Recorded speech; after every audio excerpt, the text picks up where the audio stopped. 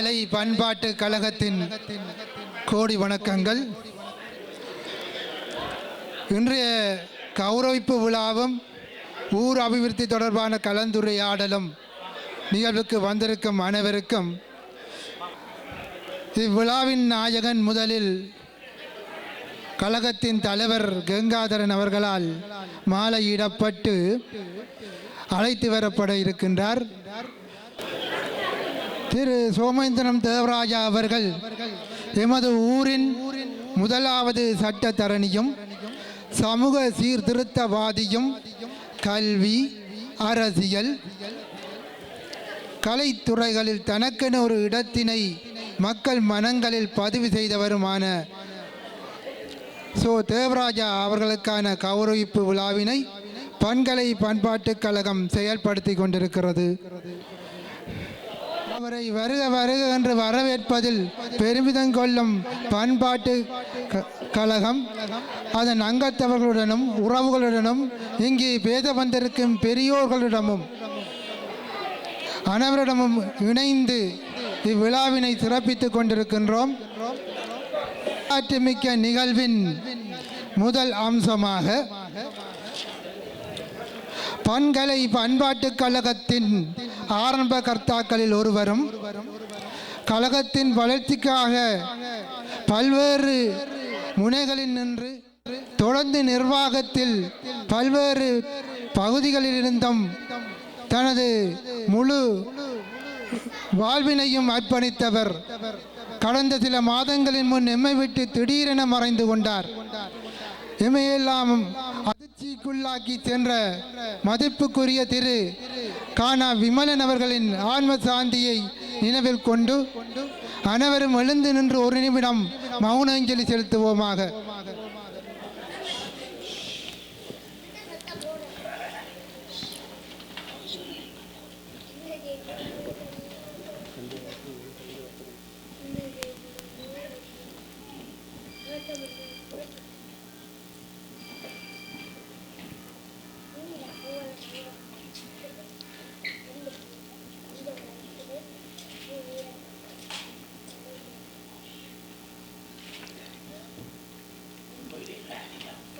நன்றி. மன்றத்தின் தனது குழந்தை பராயத்திலிருந்து இன்று வரைக்கும் கடைசி காலம் வரைக்கும் அந்த மன்றத்தின் வழியாக மக்களுக்கு உதவுவதில் முன்னின்று உழைத்தவர் என்பனையும் இங்கு கூறிக்கொள்வதில் பெருமிதம் கொள்ளுகின்றேன். அடுத்ததாக இறை வணக்கம் மானா சயம்பு இங்கு இறை வணக்கம் செலுத்துவார். ഞാൻ എൻ പശു വേരീന്തന കവൽവായ് മത്താം മത ഞാൻ എന്നുരി പോർത്തമാനവാലൻ പത്താകിയ തൊണ്ടർ തോലു പാലാവിയൻ കരമേൽ செத்தாரேலும் பணிவான் தீரு கதீச்சரத்தானே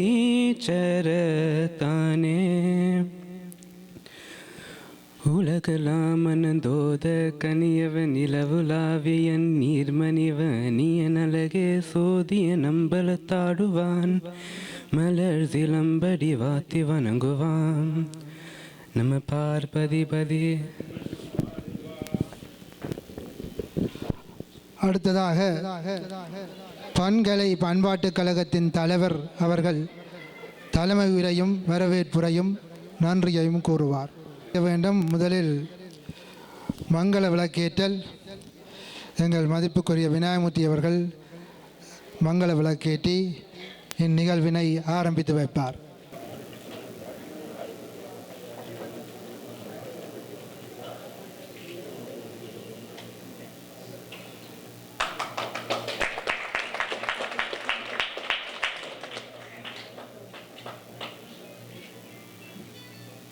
எல்லோருக்கும் வணக்கம். மதிப்புக்குரிய சோமசுந்தரம் தேவராசா அவர்களை கௌரவிக்கும் முகமாக பண்கலை பண்பாட்டுக் கழகத்தினால் ஏற்பாடு செய்யப்பட்ட இவ்விழாவிற்கு வருகை தந்திருக்கும் உங்கள் அனைவருக்கும் எங்கள் கழகத்தின் சார்பில் நன்றிகளையும் வணக்கத்தையும் தெரிவித்துக் கொள்கின்றோம். பண்கலை பண்பாட்டுக் கழகத்தின் வளமையான நிகழ்வுகளில் அடுத்த வாரம் வாணி விழா நடைபெற இருக்கும் வேளையிலும் காலையடி, சாந்தை, பனிப்புலம், கலட்டி என்ற வேறுபாடு இன்றி கழகத்தின் பல அங்கத்தவர்களின் வேண்டுகோளினை கழகம் செவிமடுத்து இவ்விழாவினை கொண்டாட முடிவு செய்துள்ளது. கழகத்தின் இம்முடிவினை ஏற்று வந்திருக்கும் அனைத்து பெரியோர்கள், அங்கத்தவர்கள் அனைவரையும் வருக வருகவென பண்கலை பண்பாட்டுக் கழகம் வரவேற்பதுடன் அனைவருக்கும் நன்றியினையும் தெரிவித்துக் கொள்கின்றது.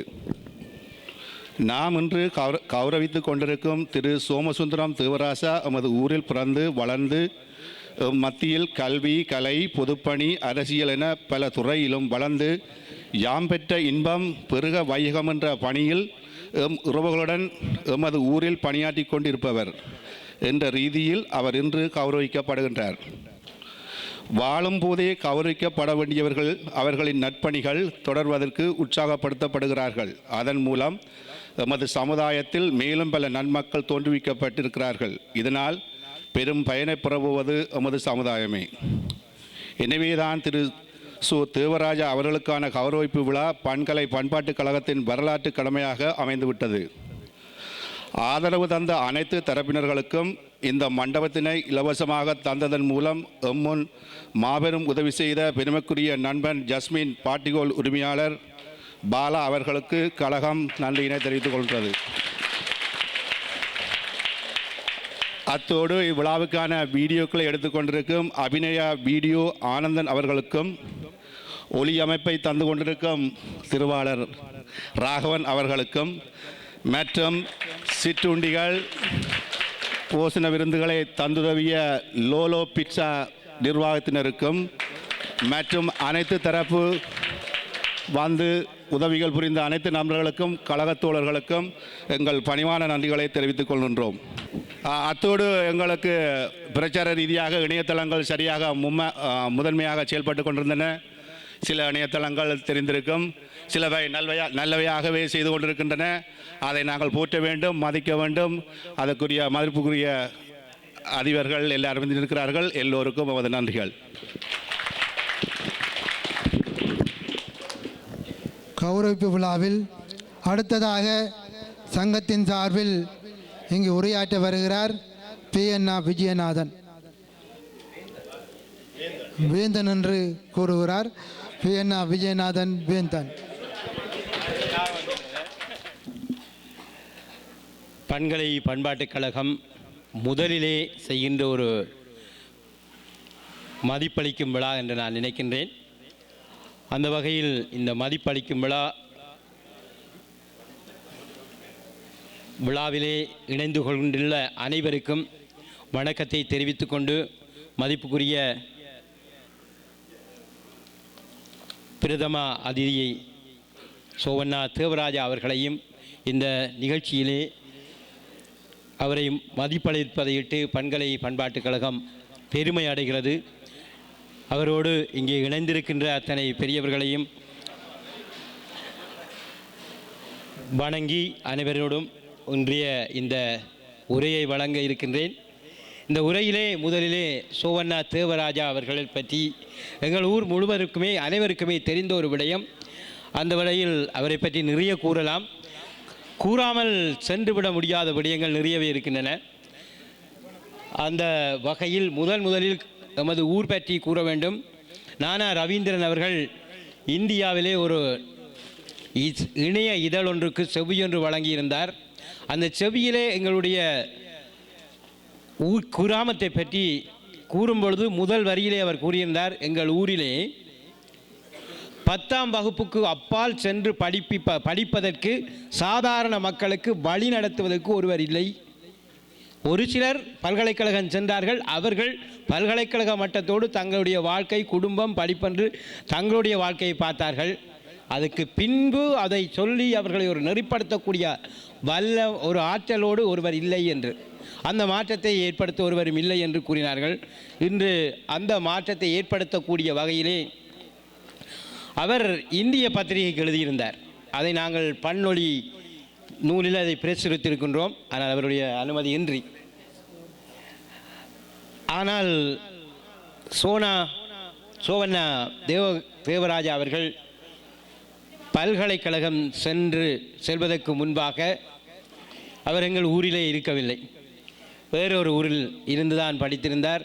இந்த சொல்வதற்கு முன்பாக வள்ளலார் கூறியது போல தனித்திரு, பசித்திரு, விழித்திரு, ஊரில் இருந்து தனித்திருந்தார். முத்துத்தம்பி வித்தியாசாலையில் சென்று தனியாக இருந்து படித்து கொண்டிருந்தார். சிறிய வயதிலேயே வறுமை கொடிது. அந்த வறுமையில் பசித்திருந்தார், பசியும் இருந்தது. அதையெல்லாம் சொல்லக்கூடாது என்று நினைக்கவில்லை நான். சில பெரியவர்களுடைய வரலாறு கூறும் பொழுது அவர்களுடைய வாழ்க்கையில் சிறிய வறுமையை காட்டுவார்கள். அந்த வகையில் அந்த வறுமை இருந்தது. விழித்திருந்தார், விழித்து கற்று படித்து ஒரு உலக பிரசித்தி பெற்ற கலைஞனாக, சமூக சேவகனாக இன்று சட்டத்திறனியாக பிரமிக்கின்றார். அந்த வகையில் அவரை நாங்கள் எங்கள் ஊருக்கு பெருமை தரக்கூடிய ஒரு விடயமாக பார்க்கின்றோம். விழித்திருந்து படித்தார். எங்களுடைய சமூகத்திற்கும் ஒரு விழிப்பை ஏற்படுத்த வேண்டும் என்ற ஒரு உயர்ந்த நோக்கத்தோடு முதலிலே சங்கங்களை அமைக்க வேண்டும் என்ற உயர்ந்த நோக்கத்தோடு முதலில் அவர் உருவாக்கிய மன்றம் தேவகோபால கிருஷ்ண நாடக மன்றம். அந்த தேவகோபால கிருஷ்ண நாடக மன்றம் பெயர் பார்க்கும் பொழுது சிக்கலான விடயமாக இருக்கலாம், வெளியிலே சொல்ல முடியுமா என்று. ஆனால் தேவர், கோபாலா, தனகோபாலன், கிருஷ்ணன் மூவருடைய பெயர் தான் அங்கே இருந்தது. அன்றைய சூழலுக்கு அது பெயர் சரியாக இருந்திருக்கலாம். அதை பற்றி பேசுவதற்கு அனுமதி தரவும். அங்கிருந்து தான் அந்த இருக்கும் பொழுது எங்களுக்கு முருகன் விளையாட்டுக் கழகம் இருந்தது. விளையாட்டுக் கழகமும் நாடக சங்கமும் மன்றமும் இணைந்து மறுமலர்ச்சி மன்றமாக மாற்றம் பெற்றது. 1972 ஆண்டிலே காலேடி மறுமலர்ச்சி மன்றத்தின் அந்த கட்டிட அமைப்புக்கு முன்பாகவே இணைந்து பல நட்பு நாடகம் முதலில் தேவகோபால கிருஷ்ண நாடக மன்றத்திலிருந்து எங்கள் நாட்டுக்கு முருகன் விளையாட்டுக் கழகத்துக்கு புலம்பெயர்ந்து பிறகு அங்கிருந்து நாடக வளர்ச்சி, சோவண்ணா தேவராஜாவின் நாடக வளர்ச்சி உச்சத்தை தொட்டது. 1976 ஆண்டு செவ்வானத்தில் ஒரு நாடகத்தை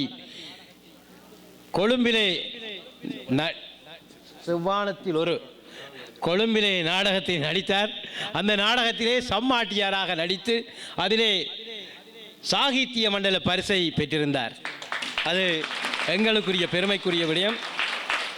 76 ஆண்டு சாகித்ய மண்டல பரிசு கிடைத்தது. இலங்கை ஒலிபரப்பு கூட்டுத்தாபனத்திலே முதலில் எங்களுடைய ஊரவரின் பெயர் ஒலித்ததை கேட்கும் பொழுது மிக மகிழ்ச்சியாக இருந்தது. அப்பொழுது 5ஆம் வகுப்பு படித்தேன். ஆறுமுக மகா வித்தியாசாலையிலே அவருடைய பேரனார் ஆசிரியராக இருந்தார் சீனா கந்தையா அவர்கள். அதை பெருமையாக கூறிக்கொண்டே இருந்தார். என்னுடைய பேரன் இதை பெற்றிருக்கிறார், நீங்கள் எல்லாரும் படித்து அப்படி வர வேண்டும் என்று. அதற்கு முன்பாக மறுமலர்ச்சி மன்றத்திலே அந்த பீட்டனா பொறுக்கு இல்லை நெஞ்சு அது ஒரு பெரிய இது. மறுமலர்ச்சி மன்றத்தின் ஆரம்பத்திலே அவர் ஊருக்கு முத்துத்தம்பி வித்தியாசாலையில் இருந்து ஊருக்கு வந்த பொழுது அவர் பார்த்த காட்சிகள் அவர் மனதை நன்றாக தொட்டுவிட்டது, அவரை நெஞ்சுருக வைத்தது. அதனால் மது ஒழிப்பு மன்றம் என்ற ஒன்றை உருவாக்கினார். அந்த தீபாவளி நிகழ்ச்சியிலே மதுவை ஒழிப்போம் என்ற கோஷத்தோடு, அந்த வார்த்தையோடு ஊரெங்கும் ஊர்வலமாக சென்று ஒவ்வொரு இடத்துக்கும் சென்று அந்த மது ஒழிப்பு இயக்கத்தை உருவாக்கி ஒவ்வொரு இடத்திலே, குறிப்பாக எங்கள் ஊரில் இப்பொழுதும் இருக்கின்ற அந்த பெயர் கூறுவதற்கு தயக்கமாக இருக்கிறது, காலேடி தெற்கிலே ஒரு சங்கத்தை உருவாக்கினார். அதை போன்று சாந்தையில் சக்திவேல் அவர்கள் அங்கே இருந்தார். அப்பொழுது அங்கே ஒரு கிளைகளாக நிறுவப்பட்டு இந்த மறுமலர்ச்சி மன்றத்தின் ஊடாக மது ஒழிப்பு இயக்கம் உருவாக்கப்பட்டு பரிசுகள் கூட வழங்கப்பட்டது. ஒரு சிலர் மது ஒழிப்பை நிறுத்தியிருந்தார்கள்.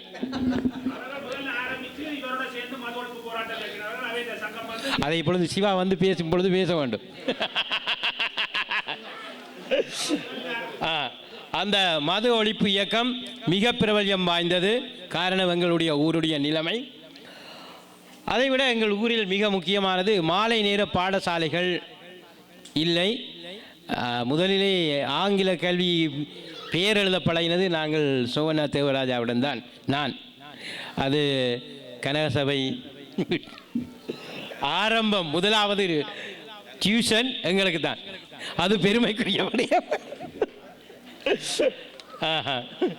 அடுத்து எங்கள் ஊரிலே மறுமலர்ச்சி மன்றத்தை வளர்த்தெடுப்பதற்கு சமூக ரீதியான ஒரு ஒற்றுமையோடு சேர்ந்த ஒரு நிதி சேகரிப்பு அவசியமாக இருந்தது. அந்த வேளையிலே அருவி வெட்டி அதற்கு நிதி சேர்த்து மறுமலர்ச்சி மன்றத்துக்கு காசு சேர்க்க வேண்டிய ஒரு அந்த சின்ன சின்ன விடயங்களை கூட சிறப்பாக ஒற்றுமையாக நாங்கள் செய்ய வேண்டும் என்பதை காட்டக்கூடியதாக இருந்தது. இவ்வாறாக அவருடைய அந்த ஊரிலே செய்த விடயங்கள் மறுமலர்ச்சி மன்றத்தினூடாக நாடகம் என்றால் இலங்கையின் நாடக வரலாறு என்று எடுத்து பார்ப்பதாக இருந்தால் அங்கே சோ தேவராஜாவின் பெயர் குறிப்பிடப்பட்டிருக்கிறது. பெரிய சொர்ணலிங்கம் நாடக அரசு என்றெல்லாம் கூறுவார்கள். அவர்களை எழுதி கொண்டு வருகின்ற இடத்திலே அங்கே சோவண்ணா தேவராஜா என்ற ஒரு கலைஞர், நாடக கலைஞர் இருந்ததாக அங்கே அவருடைய நாடக பணியை பற்றியெல்லாம் மிக விமர்சித்து எழுதியிருந்தது. நாவண்ணா சுப்பிரமணியம், பேராசிரியர் நாவண்ணா சுப்பிரமணியம் அவர்கள் இந்த நாடக வரலாறு பற்றிய பார்வை அது பற்றியதான ஒரு ஆய்வை செய்திருந்தார். அந்த ஆய்விலும் கூட சோவண்ணா தேவராஜா அவர்களுடைய பெயர் இருந்தது. இது தமிழ் நாடக இலக்கிய வரலாற்றிலே குறிப்பிடப்படுகின்ற அளவுக்கு இந்த பெயர் இருக்கிறது என்றால் அது நமது ஊருக்கு பெருமையான ஒரு விடயம். அது எந்த ஒரு அதை எடுத்துக்கொள்வதற்கு இனி யாருக்கு அந்த வாய்ப்பு கிடைக்கும் என்பது தெரியாத ஒரு விடயம். அடுத்து வானொலி நாடகம். வானொலியிலே இளைஞர் மன்றம் என்ற ஒரு சஞ்சிகை நிகழ்ச்சி அவ்வப்பொழுது நடைபெறும். அந்த நிகழ்ச்சியிலே நாடகங்களை நடித்தார். அந்த நாடகத்திலும் சோமுவாக நடித்தது போல எனக்கு ஒரு ஞாபகம். சோமுவாக நடித்திருக்க வேண்டும். எங்களுக்கு சோமு என்றால் தனியாததாக சோமு வைத்தான் ஞாபகம் இருக்கும். ஆனால் அந்த நாடகத்திலும் அவர் இளைஞர் மன்றத்தில் சோமுவாக நடித்திருக்கின்றார். இவருடைய நாடக வரலாறு பற்றி சொல்வதற்கு இல்லை. பொறுத்தது போதும் என்று மகாகவி உருத்திரமூர்த்தி அவர்களுடைய நாடகத்திலே தாசிசிஎஸ் அவர்களுடைய இயக்கத்திலே நடித்திருக்கின்றார். இப்பொழுது செவ்வானத்தில் ஒரு நாடகத்தை பற்றி கூறினேன். அந்த நாடகத்தில் அவர் சமாட்டியாக நடித்த பொழுது வி திவ்யராஜன் அவர்களும் அந்த நாடகத்திலே நடித்திருக்கின்றார். தொழிலாளியாகவும் கதாநாயகனாகவும் நடித்திருக்கின்றார். மன்றத்திலே மிக முக்கியமான ஒரு விடயத்தை தவற விட்டு விட்டேன் என்று நம்புகிறேன். சோவண்ணா தேவராஜ் அவர்கள் பேச வந்துவிட்டால் கலா ரசிக பெருமக்களே,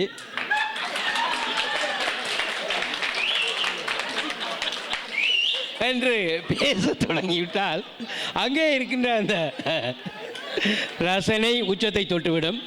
அதைவிட சோவண்ணா தேவராஜா அங்கே இருக்கிறார் என்றால் ஒரு பாடல் ஒன்று ஒலிக்கும். காலதேவனின் மயக்கம் இது மாலை நேரத்து என்று அந்த நினைவுகள். உண்மையிலே இன்று கலா இங்கு இல்லை. இப்பொழுது அந்த கலா ரசிக பெருமக்களாக நாங்கள் இருந்தாலும் அவர் ஒரு கலையை எங்கள் ஊரிலே வளர்த்த பெருமைக்குரியவர், மறந்துவிட முடியாது. கவிஞர் என்றும் இவரை பார்க்கக்கூடியதாக இருக்கிறது. கவிஞர் என்று நாங்கள் பெரிதாக நாங்கள் கூற முடியாது என்று சொல்லவில்லை. கவிஞர் என்பதற்கு தாயகம் பத்திரிகை வந்த சஞ்சிகை வெளியான காலத்தில் இருந்து அந்த நூலிலே அந்த அவ்வப்பொழுது கவிதைகளை எழுதியிருக்கின்றார். புனைப்பெயர்கள் நிறையவே வைத்திருக்கின்றார். ஆனால் எங்களுக்கு தெரியாவிடனும் அந்த புனைப்பெயர்கள் இப்பொழுதும் இருக்கிறது. வடலி என்ற அந்த நூலிலே மிக இலகுவான நடையிலே அழகான கவிதைகளை தந்திருக்கின்றார். அந்த கவிதைகளிலே எங்களுடைய ஊரை அப்படியே கேட்கக்கூடியதாக இருக்கும். ஆட்சி 5 மணிக்கு புல்லுக்கு போய் வீட்டுக்கு வந்து சமைத்து தந்தது வரை தன்னுடைய எண்ண கிளர்ச்சிகளை எல்லாம் கவிதையாக்கி தந்திருக்கிறார். அந்த கவிதைகள் வாசித்து பார்க்கும் பொழுது இலகுவாக இருக்கும். அதற்குள்ளே எங்களுடைய சமூகத்தை படம் பிடித்து காட்டுவதாக இருக்கும். அந்த வடலி கவிதை புத்தகம் தன்னுடைய பேத்தியாருக்கு சமர்ப்பணமாக எழுதியிருந்தாலும் அது சமூகத்திலே எங்குமே வாசிக்க வேண்டிய ஒரு நூலாக இருக்கிறது. ஆனால் இன்னும் அவருடைய நூல்கள் வெளியாக வேண்டும். அதைவிட அரசியல் என்று பார்க்கும் பொழுது சோவண்ணா தேவராஜா அவர்கள் மிகப்பெரிய தவறு செய்திருக்கிறார் என்று தான் கூற வேண்டும். எங்களுடைய ஊரிலே தமிழரசு கட்சி தான் கோட்டையாக இருந்தது. அந்த தமிழரசு கட்சியின் கோட்டையிலே வந்து இருந்து அமிர்தலிங்கத்துக்கு பின்னே சென்றிருந்தால் இன்று அவர் அரசியல் தலைவராக இருந்திருக்க வேண்டும். இல்லை என்றால் அவர் இப்பொழுது இல்லாமல் மறைந்திருக்க வேண்டிய ஒருவர். அந்த கோட்டையிலே ஒரு மறுமலர்ச்சியை ஏற்படுத்த வேண்டும், எங்களுடைய மக்களுக்கு ஒரு விழிப்பை ஏற்படுத்த வேண்டும் என்ற நோக்கோடு மறுத்தோடி மாற்று கருத்தோடு ஒரு இலக்கத்தை எங்கள் ஊருக்கு கொண்டு வந்தவர் அவர்தான். அந்த வகையில் தான் செங்கொடி பறந்தது. அந்த செங்கொடி பறந்த இடத்திலே தான் எங்களுடைய மக்களும் விழிப்புற்றார்கள். பலர் அந்த கட்சிக்கு பின்னால் செல்லாவிடனும் கட்சி பற்றிய கொள்கையோடு சமூகம் பற்றி சிந்திக்கக்கூடிய ஒரு ஆற்றலை வளர்த்திருக்கின்றார். சமூகத்தை பற்றி சிந்திக்க வைத்த முதல் ஆள் என்று பார்க்கும் பொழுது நாங்கள் அவரை பார்க்கலாம் என்றுதான் நினைக்கின்றேன். அங்கே கம்யூனிச கட்சி சமதர்ம கோட்பாடு என்று வந்தாலும் நாங்கள் எதை உள்வாங்கிக் கொள்வோம் என்றால் நல்லதை உள்வாங்கிக் கொள்வோம். சிலருக்கு கருத்து முரண்பாடு இருக்கலாம். ஆனால் அமிர்தலிங்கம் என்ற அந்த அரசியல் கோட்பாட்டுக்குள் இருந்து வெளியே வந்திருக்கிறோம். நாங்கள் வெளியே வந்தபடியினால் தான் சிந்திக்கக்கூடியதாக இருந்தது. அவர் நான் நினைக்கிறேன் அவருக்கு கூறியிருக்கலாம், நீங்கள் எங்கள் பின்னே வாருங்கள், உங்களை எங்கேயோ கொண்டே வைத்திருக்கின்றேன். ஏனென்றால் சட்டத்தரணிகள் வந்தவுடனேயே தமிழரசு கட்சிக்கு செல்வது தான். அதற்கு அப்பால் ஒரு மாற்று கருத்தை தொடர்ந்து கட்டுரைகளை எழுதி கொண்டிருக்கின்றார். இப்பொழுது அந்த பத்திரிகை இருக்கா இல்லையா எனக்கு தெரியாது. இவரை பற்றி ஒரு நாடக கலைஞரோடு பேசினேன், ஞானம் லம்பர்ட் அவர்களோடு. அவருடன் பேசும்பொழுது அவர் கூறினார், பிச்சை வேண்டாம், லம்பர்ட்டை தெரியும் என்று மட்டும் கேளுங்க என்று கூறினார். அதன் பின்பு அவர் இவரை பற்றி கூறும்பொழுது நிறைய விடயங்களை என்னோடு பகிர்ந்து கொண்டார். இவற்றை கேட்கும் பொழுது எங்களுக்கு மகிழ்ச்சியாக இருக்கிறது. எங்களுடைய சமூகத்திலே ஊரறிந்த உலகறிந்த ஒரு கலைஞர் சமூக சேவகனாக உலகத்திற்கு அறியப்படுகின்றவராக இருப்பதை பார்க்கும் பொழுது கற்றோர்க்கு சென்றமிடமெல்லாம் சிறப்பு என்ற வகையிலே அவர் எங்கு சென்றாலும் ஒரு சிறப்பை பெறுகின்ற வாய்ப்பு இருக்கின்றது. அந்த வாய்ப்பை எங்களுக்கு பெருமைக்குரிய விடயம் என்று கூறிக்கொண்டு இந்த இடத்திலே இந்த விவரங்களை விட நாடகங்களை பொறுத்தவரையில் நிறையவே கூறலாம். இற்றவரை அந்த நாடகம் ஞாபகத்துக்கு வரவில்லை. அந்த மறுமலர்ச்சி மன்றத்திலே சிறுவர்களோடு எல்லாம் சேர்ந்து நடித்த நாடகம் கூடி விளையாடு பாப்பா, அது ஒரு நாடகம். இன்னும் ஒரு நாடகம் இருக்கு. ஆம், இன்னும் பல நாடகங்கள். நாடகத்துக்கென்று இவருக்கென்று ஒரு தனி வரலாறு இருக்கிறது. அந்த வரலாற்றை பகீரதன் அவர்கள் பனிப்புலன்.net எழுதியிருக்கிறார். முழுமையாக பார்க்கலாம். அதை பார்ப்பதற்கு வாய்ப்பு கிட்டவில்லை, பார்த்துவிட்டு பேசலாம். இத்தோடு விடைபெறுகிறேன். நன்றி, வணக்கம். கௌரவத்துக்குரிய சோவண்ணா தேவராஜா அவர்களின் நிஜங்களை நிறைவாக கூறினார் விஜயநாதன் அவர்கள். அவர் கூறிய கருத்துக்களில் மது ஒழிப்பு பற்றி எடுத்திருந்தார். காலையடி மறுமலர்ச்சி மன்றத்தின் ஊடாக அவர் ஆற்றிய அந்த பணியில் அவர் அன்றுடன் நிற்கவில்லை. இன்றைக்கும் மதுவை தொடாமல் இருக்கிறார். தொட வைத்ததும் இல்லை யாரையும். அத்துடன் காலையடி மறுமலர்ச்சி மன்றத்தின் இரவு நேர பாடசாலைகளுக்கு சென்று படித்தவர்களின் ஞானம் ஒருவன். அந்த வேளையில் நான் 6ஆம் வகுப்பு படித்து கொண்டிருந்தேன். சரித்திர பாடத்தை படிப்பார். அவர் அந்த சரித்திர பாடத்தை சொல்லிக் கொடுக்கின்ற முறையில் அவர்கள் தமிழ் உச்சரிப்பு தெளிவாக தெரிந்தது. அதில் தான் நான் தமிழ் உச்சரிப்பு எப்படி இருக்க வேண்டும் என்று நான் கற்றுக்கொண்டேன். பின்னர் ஊரவர்கள் அவருடைய பேச்சில் அமரடைந்த அமிர்தலிங்கம் அவர்களின் பேச்சு வன்மை அவரிடம் இருக்கின்றது, தமிழ் ஆழம் இருக்கின்றது என்று கூறுவார்கள். அதனை நாங்கள் இன்றும் பார்க்க போகின்றோம். அதற்கு அடுத்ததாக இங்கே ஒரு கலைஞரை நாங்கள் அழைக்க இருக்கின்றோம். அக்கலைஞர் எங்கள் கௌரவத்துக்குரிய கலைஞரை பற்றி பேச இருக்கின்றார். இக்கலைஞரை எல்லோருக்கும் தெரியும். அவரை நாங்கள் சகல மேடைகளிலும் காணலாம். இங்கே ஊடகத்துக்கு ஊடகம் பேதமைகள் இருக்கின்றது. ஆனால் அவரை எல்லா ஊடகத்தின் மேடைகளிலும் காணலாம். அப்படியான ஒரு நல்ல மனம் படைத்தவர், எல்லோரும் நட்பாக பழகுகின்றவர் கணபதி ரவீந்திரன் அவர்கள் இங்கு சிற்றுரையாற்றுவார். எழுத வைக்க இன்னெழுத்தை தாஞ்சி வைக்க தன்னையே தந்து தரணியில் இணையின்று கண்ணையுமை காப்பது போல் காத்து என்னை வளர்த்த என் அன்னையின் திருவடி தாமரைகளை தொழுது. பொதுவாக எல்லா மேடைகளிலும் உற்சாகமாக கொஞ்சம் நெஞ்சை நிமித்தி பேசுவேன். இங்கே மட்டும் கொஞ்சம் வெக்கப்பட வேண்டியிருக்கு. காரணம், உங்கள் மண்ணின் மைந்தனை உங்களுடைய வாழ்க்கையில் இன்ப துன்பங்களில் ஏற்ற இறக்கங்களில் அத்தனைகளிலும் இரண்டரை கலந்து உங்களுடைய மண்ணுக்காக உழைத்த ஒரு உத்தமரை நீங்கள் உயர்வாக பேசுகின்ற பொழுது அவருடைய அனுபவங்களை, அவருடைய நாடக அனுபவங்களை, அவருடைய கவிதைகளை பற்றி எல்லாம் சொல்லுகின்ற பொழுது இதையெல்லாம் முழுமையாக பேச முடியாதவனாக உங்கள் முன்னால் நிற்கிறேன் என்பது எனக்கு சற்று வெக்கமாக இருக்கிறது. உண்மையில் எனக்கு ஒரு சின்ன மகிழ்ச்சியும் நிம்மதியும் சந்தோஷம் இருக்கிறது. நண்பர் தேவராஜா அவர்கள் கற்ற அதே செங்குந்தா இந்து கல்லூரியிலே அவர் உயர கல்வியிலே படிக்கின்ற பொழுது அவருடைய தங்கையார் தேவராணியினுடைய வகுப்பிலே நானும் கற்றிருக்கிறேன். அந்த காலத்திலிருந்து எங்களை நன்கு தெரியும். அதற்கு பின்பு நாங்கள் ஒரு முறை நானும் ரூபி யோகதாசனும் கொழும்புக்கு சென்றிருந்த பொழுது தமிழ்ச்சங்கம் எங்களை அழைத்து கௌரவித்த பொழுது அங்கு முதலாக நான் மீண்டும் நண்பரை சந்தித்த பொழுது உண்மையிலே எனக்கு ஒரு புலங்காயுதமாக இருந்தது. இப்பொழுது கூட ஒரு நிகழ்ச்சியிலிருந்து வருகிறேன். உதயன் பத்திரிகை ஆசிரியரிடம் சொன்னேன், இப்படி தேவராஜா அவர்களை கௌரவிக்கிறார்கள், அவருடைய மக்கள் கௌரவிக்கிறார்கள், அந்த விழாவுக்கு செல்ல வேண்டும் என்று. உங்களோட படித்தவரால் லோயராக வந்துக்கிறார், பிறகு என்ன என்ற அளவுக்கு தான் நான் இருக்கிறேன். அந்த அளவுக்கு என்ன சொல்ல விரும்புகிறேன், இந்த அரங்கத்திலே நான் வள்ளுவம் வாழ்வதாக பார்க்கிறேன். வள்ளுவன் அழகாக சொன்னான், ஈன்ற பொழுதில் பெருதுவப்பல் தன்மகனை சான்றோன் என கேட்ட தாய். இது ஈன்றவளுக்கு மட்டுமல்ல, ஈன்ற மண்ணுக்கும் பொருந்தும். ஒரு நல்ல மைந்தனை, நல்ல மண்ணின் மைந்தனை பெற்று அந்த மண் பெருமைப்படும். அதை இன்று இந்த பண்டத்திரிப்பு மண் பெருமைப்படுகிறது. அதை கண்ணூடாக பார்க்கிறோம். நெஞ்சம் பெருமிதம் கொள்ளுகிறது. உண்மையிலேயே நீங்கள் பெருமைப்பட வேண்டியவர்கள். உண்மையாக இங்கே எனக்கு முன் பேசிய வேந்தன் சொன்னதை போல பல்துறை வித்தகராக ஒருவர் இருப்பதல்ல. நான் அவருடைய நடிப்பை பற்றியோ அல்லது அவருடைய கவிதை பற்றியோ பேசுவதை விட அவர் ஒரு உன்னதமான மனிதர் என்பதை எண்ணுகின்ற பொழுது பெருமிதமாக இருக்கிறது. இன்னும் ஒன்றை சொன்னான் வள்ளுவன், தோன்றி புகழோடு தோன்றுக அகுதிலால் தோன்றலில் தோன்றாமை நன்றான். நீ ஒரு புகழில் என்ன, நீ வாழ்றது அர்த்தம் இல்லை.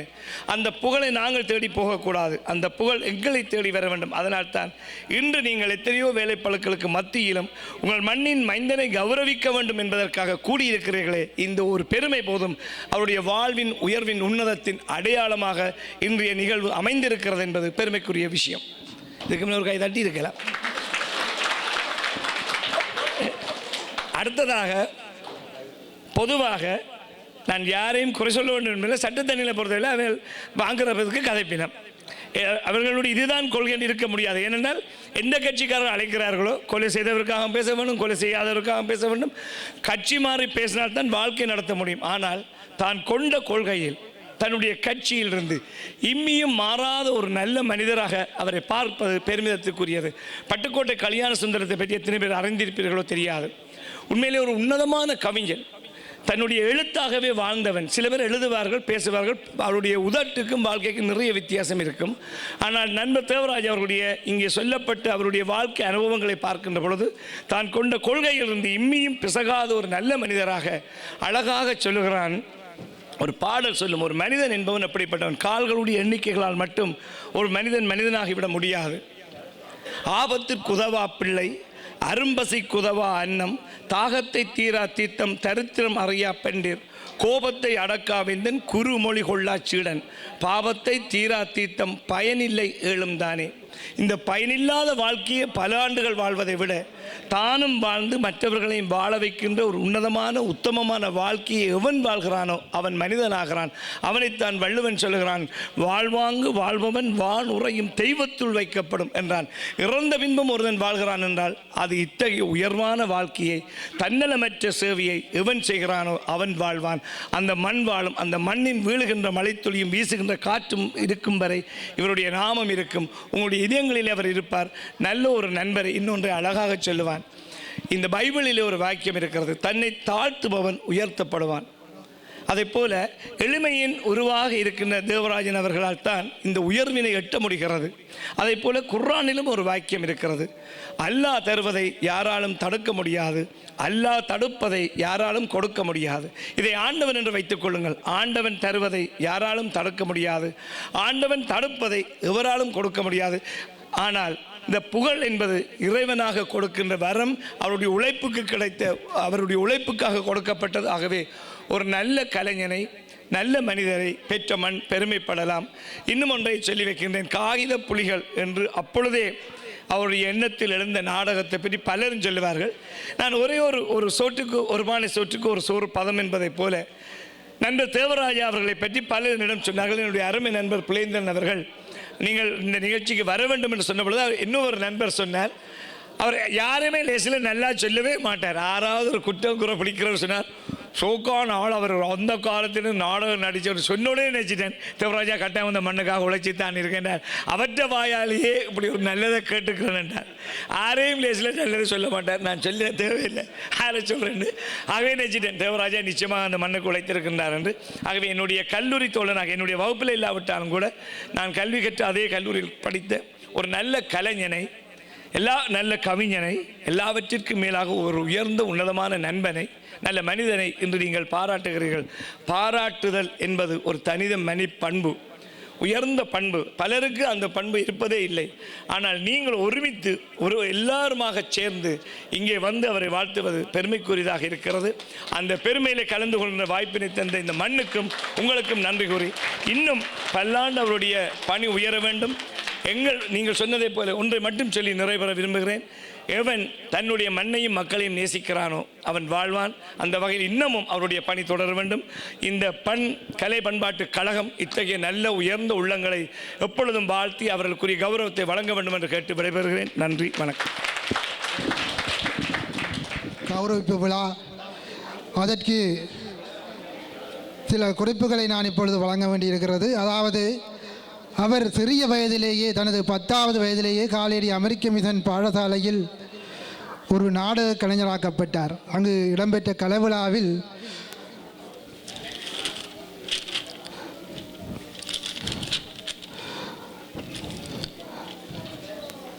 தனது நண்பர்களுடன் இணைந்து ஒரு சிறந்த நாடகம் ஒன்றை மேடையேற்றியிருந்தார். எப்படித்தான் சிறு வயதில் நாடக கலைஞர் ஆனாரோ அதே போன்று காலேரி மறுமலர்ச்சி மன்றத்தில் இருந்த காலத்தில் அவர் சின்னஞ்சிறிய பிள்ளைகளிலிருந்து பெரியோர் வரைக்கும் அனைவருக்கும் ஏதோ ஒரு துறையில் இசை நாடகமோ அல்லது வேறு நாடகங்களையோ பயிற்றுவித்து மேடையேற்றி மகிழ்ந்தார். எங்கள் நடிப்பில் அவர் மகிழ்ந்தார். அதனால்தான் என்னவோ அவர் நிறைந்த ஒரு அனுபவமுள்ளவராக இலங்கையில் நாடகத்துறையில் ஒரு சாதனையாளராக திலகப்பட்டார். அடுத்ததாக சோவண்ணா தேவராயா பற்றி சில குறிப்புகள் கூற வருகிறார் கணபதி பிள்ளை கனகரத்தினம். இவரை எல்லோருக்கும் பண்பிற்கும் அறிவுக்கும் பேர் ஆற்றலுக்கும் விருந்து படைக்க வந்திருக்கும் பெரியோர்களே, தாய்மார்களே, எம்மோர் அறிவு களஞ்சியமாக, அறிவு பொக்கிஷமாக விளங்கும் மதிப்பிற்குரிய திருவாளர் சோமசுந்தரம் தேவராஜா அவர்களே, அனைவருக்கும் எனது மனம் நிறைந்த வணக்கங்கள்.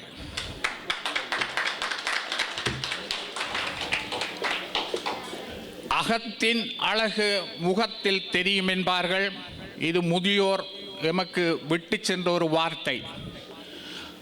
அர்த்தமுள்ள ஒரு வசனம் என்பதை நிரூபிக்கும் வகையிலே இங்கு எங்களோடு வீட்டிருக்கும் ஒருவரில் நீங்கள் அதனை பார்க்க முடியும்.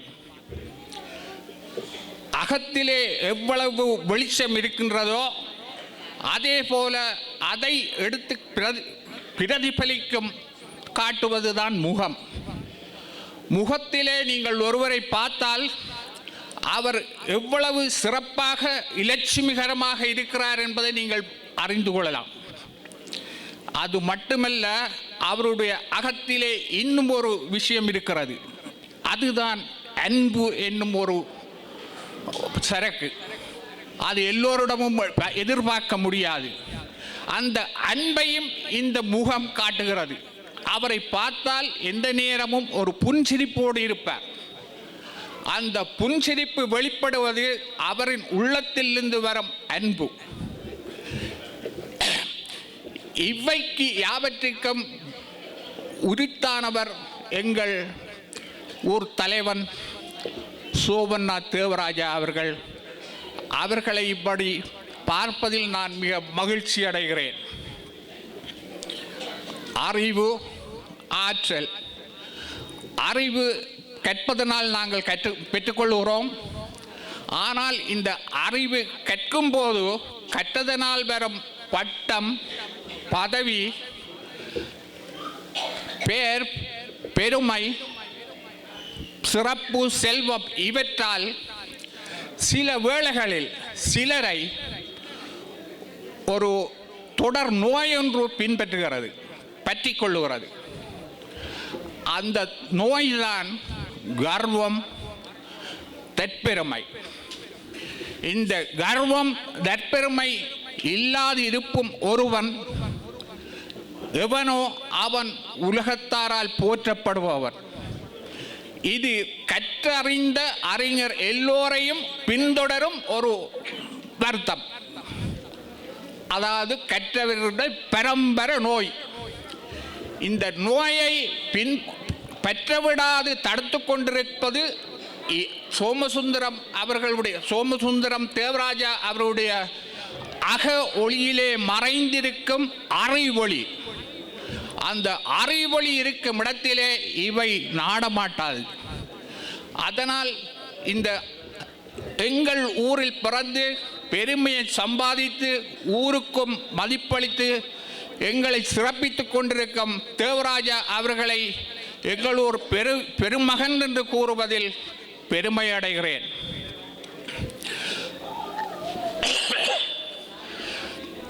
எங்கள் ஊரை பொறுத்தளவிலே பல உட்பிரிவுகள், குறிச்சிகள் இருக்கின்றன.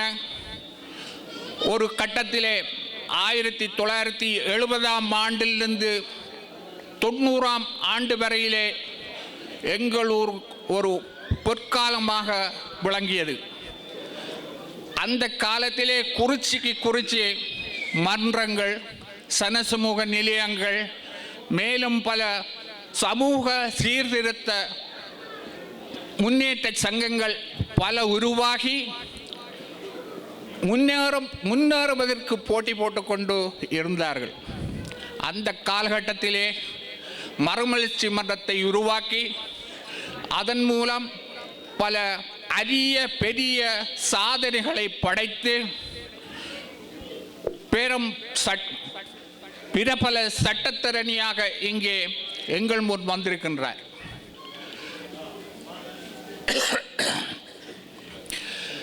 காலியடியில் அந்த நேரம் அவர் பிரிம்பாக இருந்திருந்தாலும் பொதுமக்களின் எல்லா ஊர் மக்களுக்கு தேவையான அனைத்தையும் வாரி வழங்கிய வண்ணமே இருந்திருக்கிறார். ஆனால் தற்பொழுது ஒரு வித்தியாசமான நிலை நமது ஊரிலே நிலவுகிறது. அதாவது அந்த நேரம் படித்தவர்கள், இளைஞர்கள் நிரம்ப இருந்தார்கள்.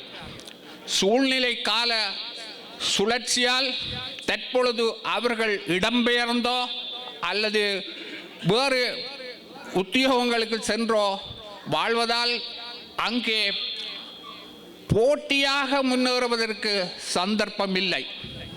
இந்த சூழ்நிலையில் நமது ஊர் குறிச்சிகள் என்று பார்க்காது எல்லா குறிச்சிகளும் ஒன்றாக இணைந்து ஒரு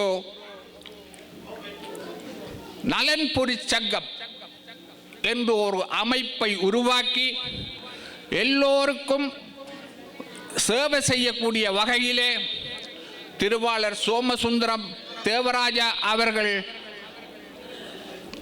பணிபுரிந்து அதனை சிறப்பாக நடத்துவதானால் எமது ஊரை தற்போதைய நிலையிலிருந்து உயர்த்த முடியும் என்பது எனது நம்பிக்கை. இந்த நிலையிலே திரு தேவராஜா அவர்களிடம் இந்த பொறுப்பை எனது சார்பில் அவரது பாதங்களில் சமர்ப்பிக்கிறேன். இதை செய்வதன் மூலம் எமது ஊர் குறிச்சி பிரச்சனை, முன்னேற்றத்திலே வரும் பிரச்சனை என்பன நீங்கி எமது ஊர் சீரோடும் சிறப்போடும் ஒற்றுமையாக வாழும் என்பது எனது நம்பிக்கை.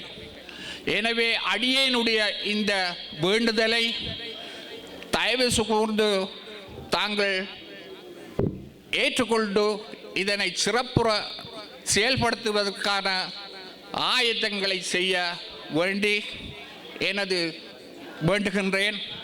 அடுத்து எம்மோர் பெருமகனுக்கு இது போன்றதொரு பெரிய விழா எடுத்து அவரை பெருமைப்படுத்தி ஊருக்கும் நமக்கும் பெருமை தேடி தந்த கனடா பண்கலை பண்பாட்டுக் கழகத்தினருக்கு நன்றி கூறுவதோடு இந்த பெரிய மண்டபத்தை அழகான